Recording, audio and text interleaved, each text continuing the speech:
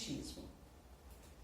Evangelho segundo o Espiritismo, hoje, parábola Os Servos Vigilantes, com a nossa companheira Aline. Boa noite a todos. Que Jesus nos abençoe nessa jornada, né? Essa parábola é bem extensa, eu não vou ler ela toda, eu vou explicar ela, lembrar como ela é, porque a gente tem algumas parábolas que falam de trabalhadores e aí às vezes as pessoas confundem. Mas a do servo vigilante é aquela do servo estar sempre preparado para a chegada do seu Senhor. Não deixar para arrumar as coisas rapidinho quando o Senhor vai chegar, porque esse Senhor pode chegar a qualquer momento, né? Então, é aquele servo que está sempre disposto a servir, na verdade, né? Então, ele fala, bem-aventurado é aquele servo que quando o Senhor vier, o achar assim abrando. Verdadeiramente vos digo que ele o constituirá administrador de tudo quanto possui. A todo aquele a quem foi muito dado, muito lhe será pedido, e ao que muito confiaram, mais conta lhe tomarão. Então, quando a gente vai observar isso, pensando no Senhor como Deus, né, e pensando nos reinos dos céus, então a gente pensa como nós, aqui nessa encarnação, temos a responsabilidade de estarmos em prontidão para servir. Então, é um texto que estimula o trabalho e a vigilância o tempo inteiro, né? Então, o Rodolfo Caligari, no livro dele, né, de análise de parábolas, eu cito ele toda hora, que eu adoro, né? Fala disso, né, na firmeza, na execução das tarefas a realizar, em benefício de nosso progresso e do progresso dos nossos semelhantes.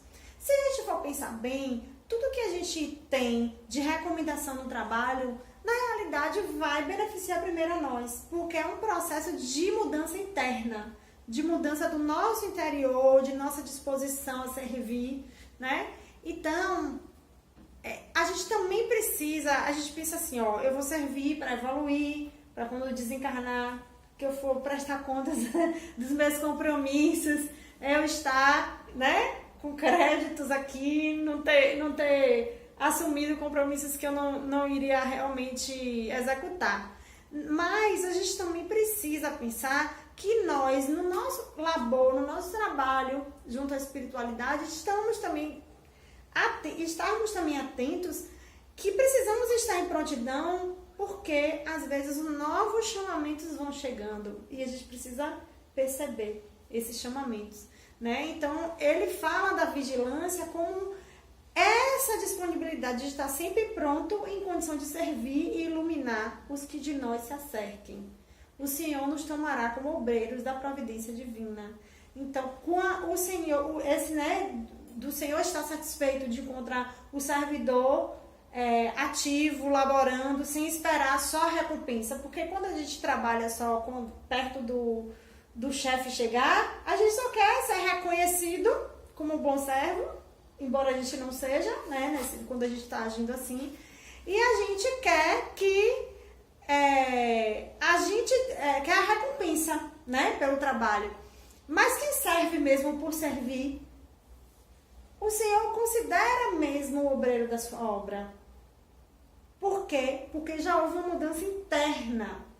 Eu penso que a gente começa servindo para se curar de algumas coisas. Essa disponibilidade vai sendo desenvolvida em nós. A gente vai aos poucos compreendendo que esse servir, a própria recompensa é a sensação do trabalho feito.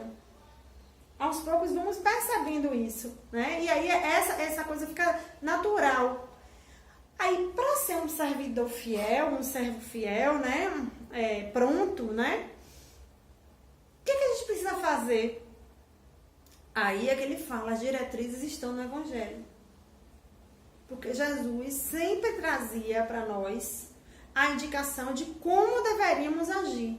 E sempre foi o modelo dessa ação. Ele não só falava sobre isso, ele também exemplificava. Nós não devemos só, embora não seja pouco, pensar no que foi dito por ele, mas nas atuações, em como Jesus recebia o maltrapilho, recebia as pessoas que eram tidas como de má vida, de que forma ele tratava o outro, né? O primeiro a não julgar é ele. Hoje nós estamos cheios de orgulho, de vaidade, apontando o dedo para um, apontando o dedo para outro, vendo o argueiro no olho do outro e esquecendo a trave do nosso. Então, precisamos mais agir em consonância do que Jesus agia, não só do que ele falava, mas do que ele agia, de como ele tratava o outro, né?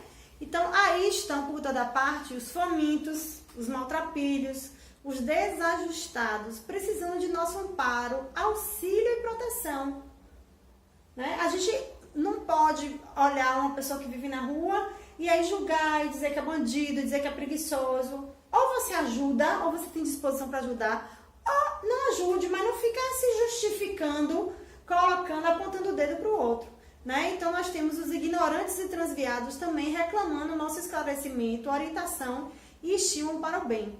Muitas vezes eu penso que é mais fácil ajudar o maltrapilho do que esses ignorantes transviados, porque é esses que eu estou citando que apontam o dedo para o outro, que julga, que é cheio de vaidade, né? Que diz que pobre é pobre porque é preguiçoso, né? Esses também precisam de nossa compreensão, de nosso amor. E para mim, particularmente, é mais difícil, né? Então a gente precisa entender ele como um ser que ainda está em ignorância.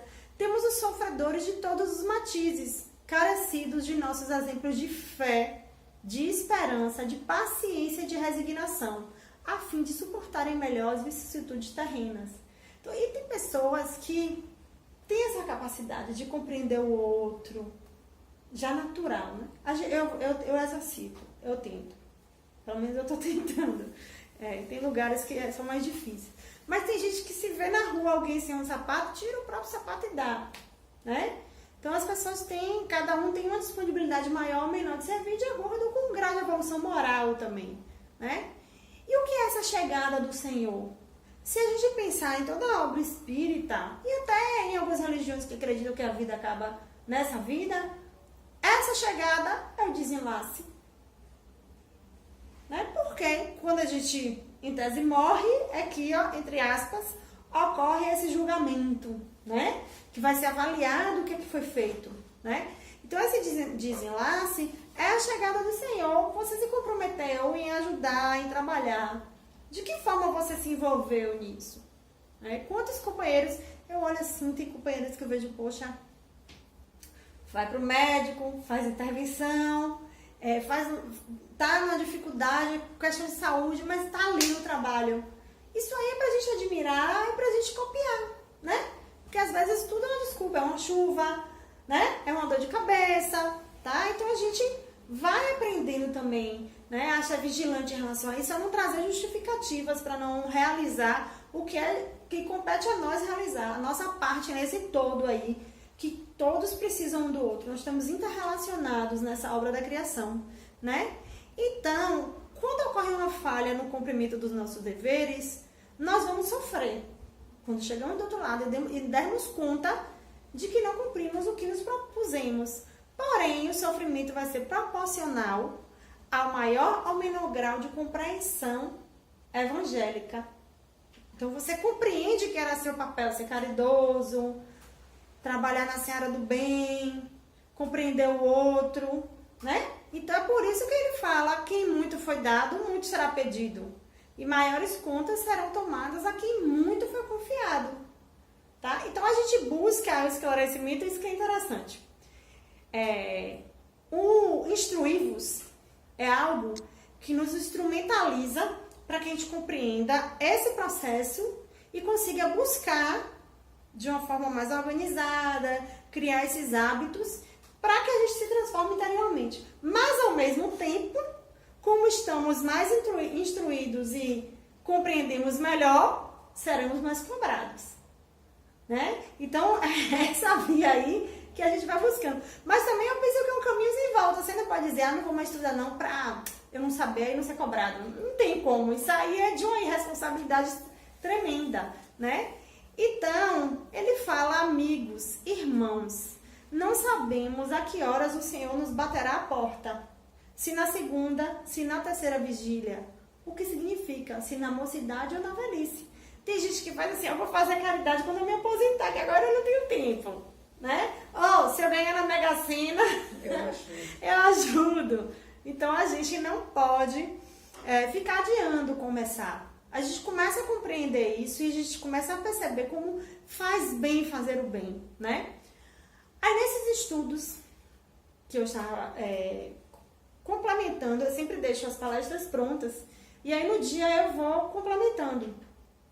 E aí eu botei uma música de relaxamento e eu senti a presença de um espírito.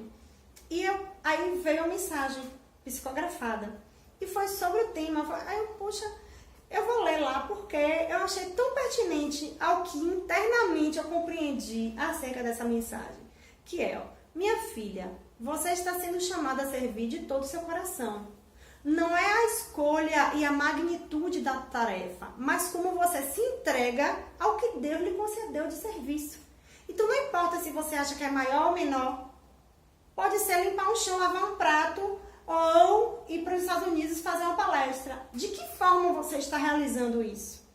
Você percebe que você está servindo a Deus, então você tem que dar o seu melhor, né? Então, no serviço redentor, somos representantes do Pai. Devemos honrar essa posição que o Criador nos deu e servir com todo o amor que for possível dispensar a todas as tarefas. Não existe tamanho de tarefa. É no pequeno que nos engrandecemos, sem os louros e as vaidades que servem apenas para esse mundo material. Um dia, escutas a voz da consciência que lhe diz exatamente em que seara de serviço te comprometeste. Então a gente tem uma noção, porque antes nós combinamos. E aí um dia chega aquela mensagem, né? E a gente percebe que ali, pelo menos naquele momento, é ali, aquilo ali. Quando servimos constantemente, não é a espera de um julgamento lá na frente, mas é a construção diária de uma edificação do reino de Deus dentro de nós. Esse tesouro vai crescendo e ele não é externo, está no nosso interior. Guardado ali no nosso íntimo, ele ilumina em nossa volta e nos traz oportunidade de estar servindo muitas vezes sem nem nos apercebermos. Então o serviço não é só o que a gente chama de serviço. Eu vou ali para a casa da caridade fazer esse trabalho. A gente vai servindo naturalmente, né? O mais importante não é para onde iremos após o desenlace, mas o quanto estamos crescendo a cada dia. Para que perder tempo pensando apenas em prestar conta de algo muito específico? Servir tem que ser algo inerente à nossa vivência diária, ao nosso íntimo. Traz aquela sensação de dever cumprido e isso basta. Nenhum reconhecimento a mais, nenhuma recompensa ilusória. Sigamos no bem. Porque nós queremos a recompensa ilusória muitas vezes. Um elogio, que a pessoa valorize seu trabalho, tudo é recompensa ilusória. Porque os maiores servidores são aqueles que estão ali no cantinho que ninguém vê. Não é verdade? Não estou desvalorizando quem está em destaque também, porque muitas vezes eu acho que é o mais difícil. Porque quem está muito em destaque, os olhos se voltam demais, então sofre mais julgamento, apontam mais os dedos, né? Então também tem mais responsabilidade. Muita responsabilidade e sofre mais ataques, né? Uhum. Então, aí eu retomo com instruí-vos, né? Divaldo tem um texto no Tema da Vida e da Morte que fala: o estudo doutrinário estimula a criação de um estado íntimo otimista. Equaciona os problemas afligentes que cedem lugar à confiança na fatalidade do bem que a todos se destina. Então, quando você está se doutrinando e estudando, você cria essa sensação, essa confiança. Não, tudo vai dar certo. Pode estar a circunstância que fosse ao redor. Aquilo é para o bem. Origina-se aí a autoconfiança, com consequência libertar-se das preocupações exageradas e da valorização de significância que se responsabilizam por muitas aflições. Então, quantas vezes a gente vê que quando a gente sai um pouco da vigilância, do estudo, né, da leitura do Evangelho, a gente fica dando importância nas bobagens, fica preocupado com as coisas que, na verdade, que a gente depois faz, não, o que vier pro bem e dá mais tranquilidade. Então, eu já aprendi, às vezes eu tô meio aflita com alguma coisa. Hoje em dia eu me aflijo muito mais quando eu acho que eu fiz alguma bobagem, falei alguma bobagem, porque às vezes a língua sai, né? Hoje eu não vou ficar com isso na cabeça, não. Eu vou aqui para uma leitura edificante. Aí pego algum livro meu, espírita, e abro, né? E sempre transforma aquele sentimento. A gente fica mais assim disposto, menos inseguro para seguir construindo, né? Então, Chico Xavier, em Vinha de Luz, traz: o ato de bondade é invariável força benéfica em derredor de quem o mobiliza. Há imponderáveis energias edificantes em torno daquele que mantém viva a chama dos bons pensamentos a iluminar o caminho alheio por intermédio da conversação estimulante e sadia. Então, no outro, a gente sempre vai estimular, a gente não vai diminuir, não vai maltratar, vai dar um sorriso, vai dar um bom dia. O que a gente tem para oferecer pelo outro?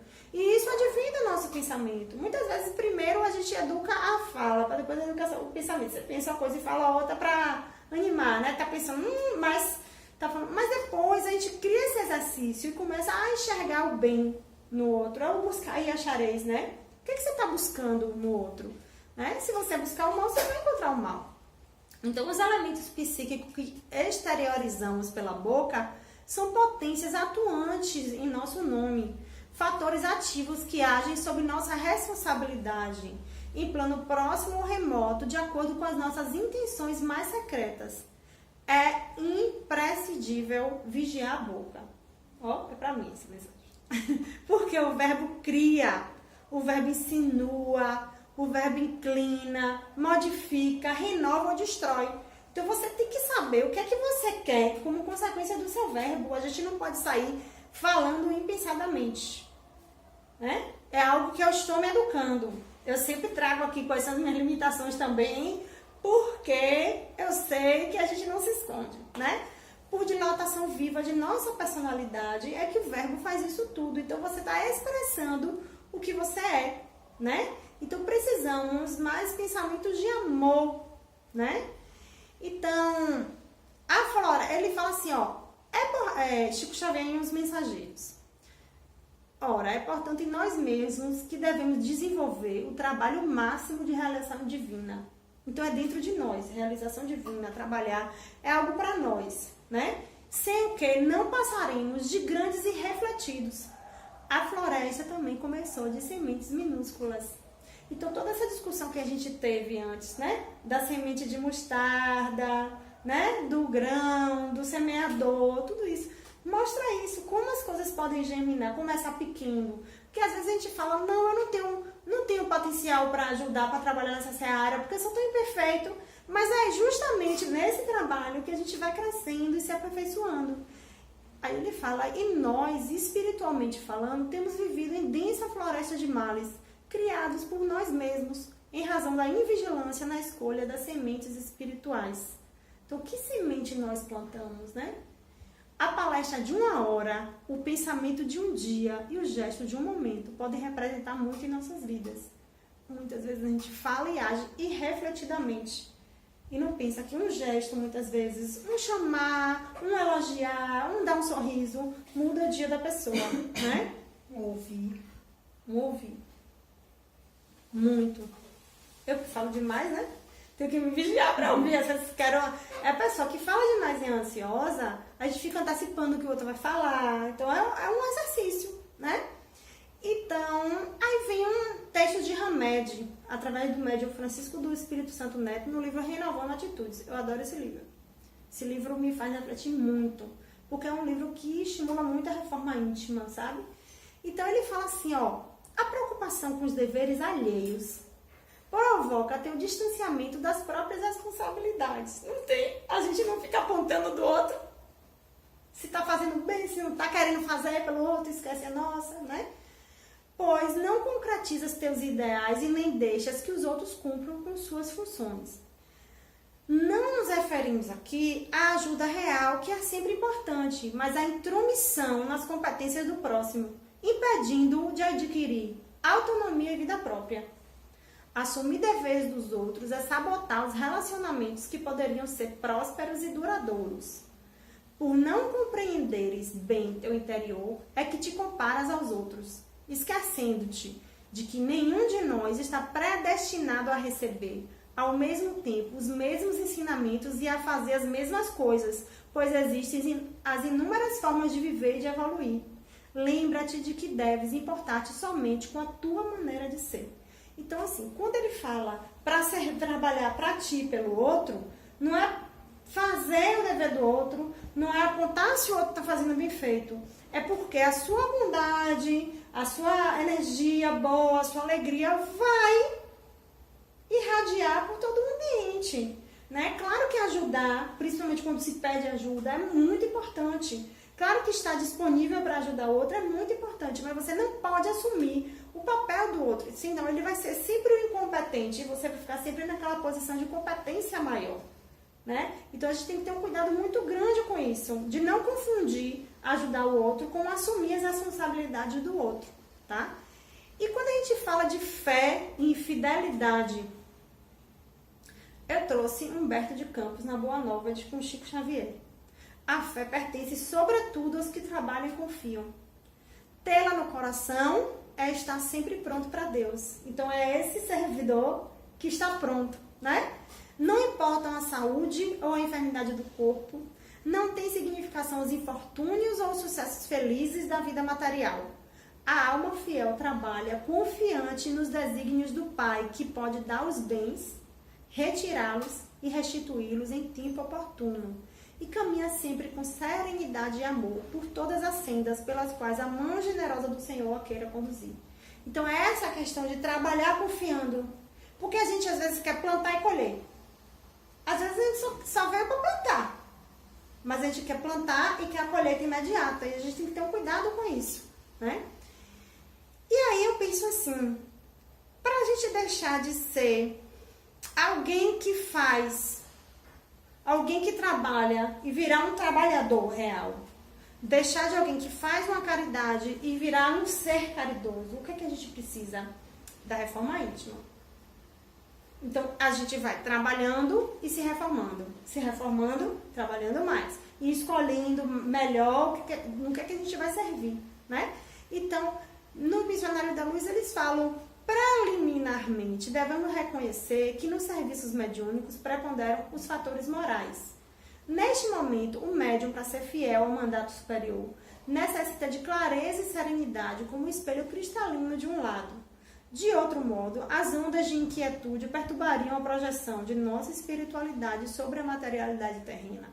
Como as águas revoltas não refletem as imagens sublimes do céu e da natureza ambiente. Então, ele compara a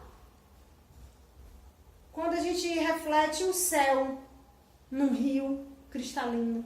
Se nosso interior está assim, calmo e sereno, a gente consegue refletir esse céu, né? Então a gente consegue se conectar mais com a espiritualidade superior. Mas nossa mente, é o que a gente fala de lixo mental, né? A gente fica num trabalho mental tão grande, tem gente que fica esgotado só desse trabalho mental. Então a gente transforma essa mente em um turbilhão, então a gente não vai conseguir se conectar, né? Então, como a gente consegue bons trabalhos e bons resultados? Quando a gente se acalma, se centra e se conecta com a espiritualidade. E aí, eu lendo Painéis da Obsessão, né? Que é com Manuel Filomeno, ele fala muito disso, de quantas pessoas na seara do bem são tão dedicadas, trabalham tanto, tomam à frente, fazem de tudo, e aí sempre tem alguém para destruir o trabalho, sempre tem os beneficiados que sempre querem mais, sempre se queixam, nada tá bom, não é verdade? Então fica parecendo assim, poxa, que trabalho improfico, porque eu faço, e ninguém reconhece, né? Fica às vezes isso na cabeça, né? E aí ele fala que a gente tem que pensar que esses doadores de hoje são os usurpadores de ontem em recuperação. Então, quem está fazendo, e só recebe crítica, insatisfação. Na verdade, ontem foi quem estava fazendo essa crítica e essa insatisfação. Então, anteriores servidores desastrados, ora honestamente arrependidos, fruem de paz com a feliz oportunidade de realização. Formam os grupos de obreiros que despertaram para servir, não é para colher, é para servir, antes que para receber, já que não devem guardar qualquer mágoa diante da ingratidão ou da ofensa dos seus pupilos transitórios, mas se aprimorando, lapidando as arestas morais e crescendo para Deus mediante o trabalho libertador. Então é uma coisa muito do interno. Se a gente não se convencer disso, a gente desiste. Ou então fica, eu não sei como fulano aguenta trabalhar com aquele pessoal ali, né? Fica aqueles comentários, como é que não desiste? E aí é um discurso que, ao invés de estimular, deprime. E mesmo que o fulano não ouça, você já lançou o verbo, né? Então aquela vibração já vai chegando, tá? Então, é o que quando a gente está buscando essa reforma íntima, que Chico traz Instante da Vida, contra o pingo de esforço que sustentamos a favor do autoaperfeiçoamento, surpreendemos o caudaloso rio de nossos impulsos instintivos que nos arrastam para a animalidade de que somos egressos. Aí eu lembro de Paulo de Tarso falando, né? O bem que eu quero fazer, esse eu não faço, mas o mal, né?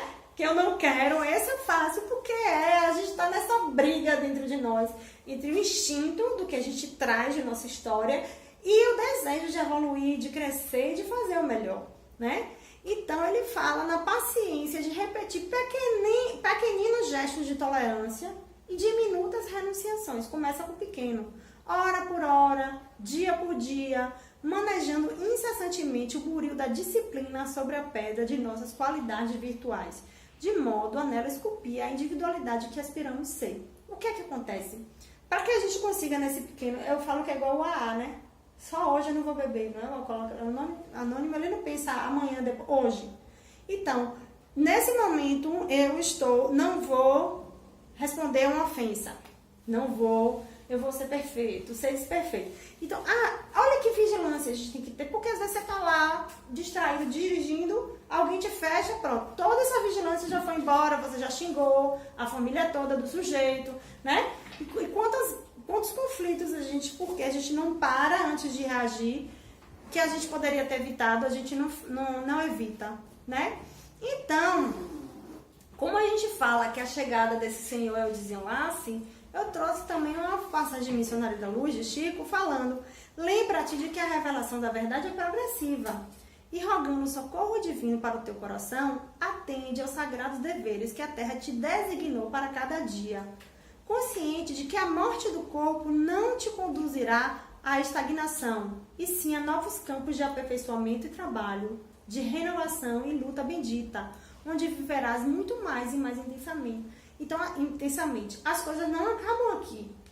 Nós continuaremos o trabalho lá. Mas observe, se nós aqui já nos conectamos com uma equipe espiritual que está trabalhando, já estamos trabalhando no bem, já estamos sintonizados com a equipe do bem, não é muito mais tranquilo essa passagem, não é muito mais rápido que a gente vai conseguir realizar do outro lado também? O reencontro, né? Porque a gente normalmente servia lá, depois de reeducar, às vezes estava no umbral, saiu, se reeducou, começou a servir e veio cheio de promessas. Se a gente continua associado a esses grupos, né? Vai ser tão mais tranquilo esse processo de desenlace. Então a gente precisa pensar no que, então? O principal que precisamos desenvolver é o espírito de serviço. É gostar de servir. Então, no início, é uma coisa de criar um compromisso para ter a obrigação de estar lá. Mas que depois vira uma rotina que você não consegue deixar de ir. Você faz, poxa, hoje eu não fui por algum motivo. Ai, não queria ter perdido, me faz tão bem. Na verdade, outra coisa importante, a oração. Porque é o que nos mantém em conexão. Às vezes a nossa mente está um torvelinho, está uma loucura. São muitas coisas de vez, ainda mais que agora você está lá de boa, como fala, né? E aí vem mensagem no WhatsApp, um cobrando isso, outro, né? E às vezes a gente precisa parar, orar, se conectar, pedir a Deus que nos oriente, que nos dê, que a gente consiga abrir essa sintonia, para que no nosso dia a dia a gente esteja trabalhando no bem, né? Então, a gente precisa de vigilância. E essa vigilância no sentido de abrir mão da vaidade, abrir mão de fazer críticas ao serviço do outro, abrir mão da falta de colaboração. E teve uma palavra que eu ouvi, que, não sei, me marcou. Eu uma vez estava trabalhando no hospital e alguém abriu o bebedouro, pegou sua água e não fechou completamente. Sabe aquele que está meio folgadinho e ficou pingando? Pim, pim, pim. Eu nem vi. Aí alguém de lá da equipe fez, mas que displicência! Como é que não olha aqui, ó, sujou o chão todo.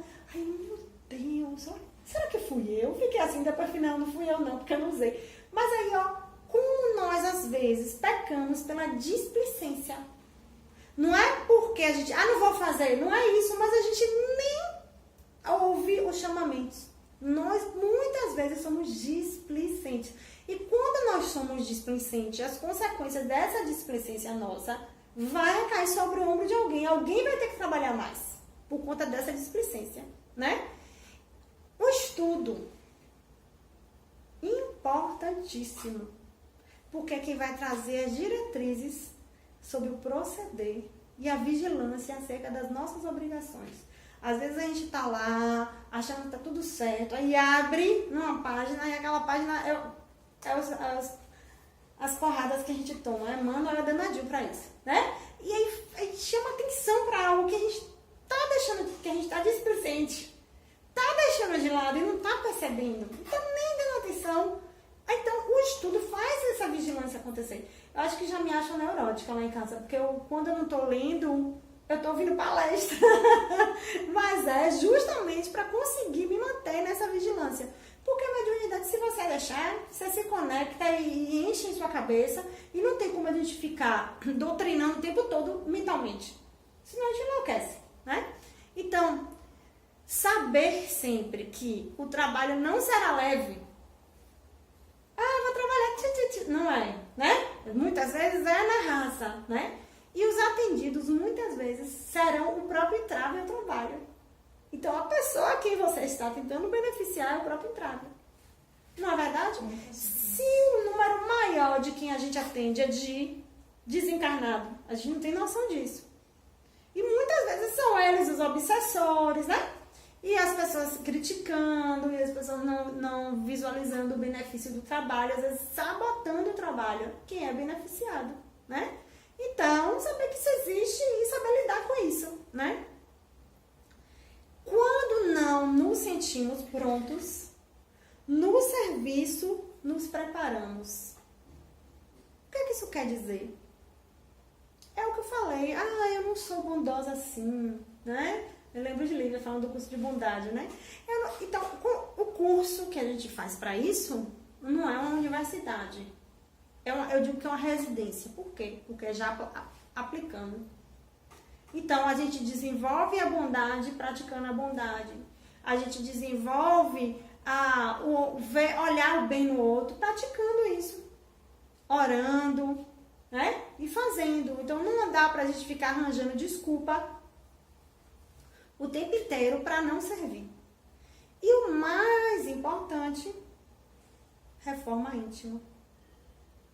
Porque é a partir da reforma íntima, na verdade, que a gente tem o desenvolvimento ideal para conseguir seguir em frente, né? Eu digo que é uma retroalimentação, né? Você trabalha para se reformar e se reforma para trabalhar melhor.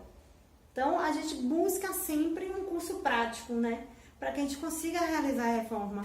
Porque muitas vezes a gente faz o quê? Se sabota. A gente quer trabalhar justamente o que a gente tem facilidade.